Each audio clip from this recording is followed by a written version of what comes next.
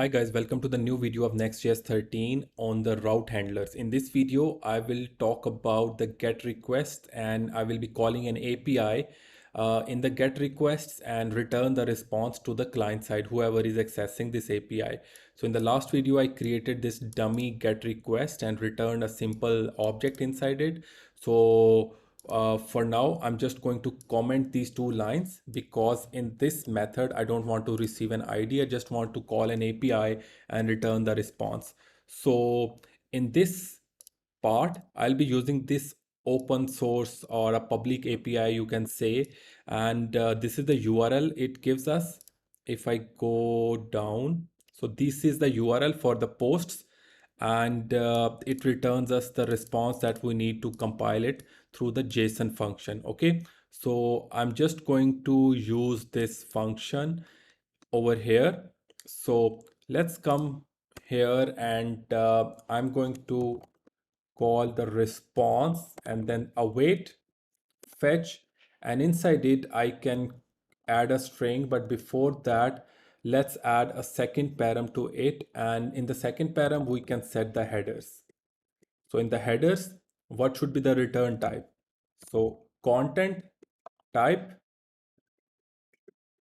and application slash JSON. Okay. So in the second param, if the APIs are private and it gives you some API keys, then you can actually add its value over here. So for now, the API we are using is the public, so we don't need to enter any value inside it. Okay. So once we set this, we can get the data from the response object that we have received, and since it's giving a promise, so we need to write await, so response.json. Okay, and for returning the data, I'm going to return the data inside this object. So it's like the data colon data. So in the object destructuring, if the key and value are the same, then we need to write only one keyword over here. So, and next last thing is I need to copy this URL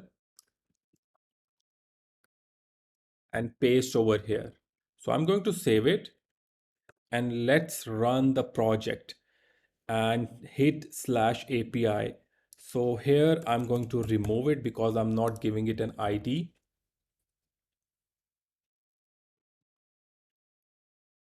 Let's come here, hit slash API. So it will take some time. All right, guys. So it has called that public API and it has returned all the posts data, which is being returned from that public API from this one. So you can see that it is returning this array of objects for all the posts. So we have successfully called this API, and it also gives us an API to actually call a single post like this. We need to pass an ID.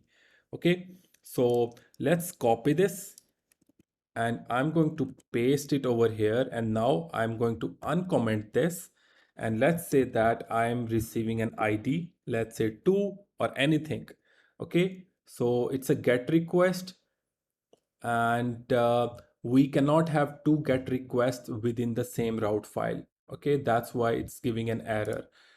If we want to have a different params structure, then we need to have this ID like this in the post. So, but before that, let's modify it. I have received an ID. Let's receive an ID in a variable. So const ID equals to the search param ID. And in order to get a single post, I need to modify this to actually pass an ID along with it. So slash dollar and then the ID. Okay, so for now, I'm going to comment above get request to remove that error. And other than this, I think we are fine. Let's rerun the server and let's go to our browser. And if I refresh this page, it's going to, I don't think it's going to return anything because we have not passed any ID. So I'm going to pass it like 3. So, yep. So ID is equals to 3 and the user data on ID 3 exists on this object.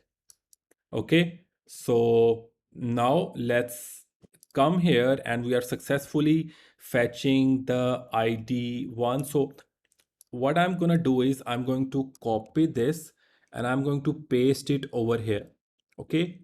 And here I'm going to get the ID from the dynamic route, but not as a search param.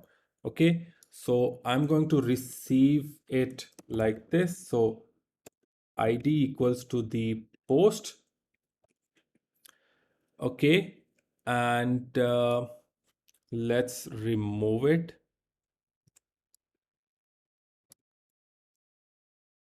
So it's removed.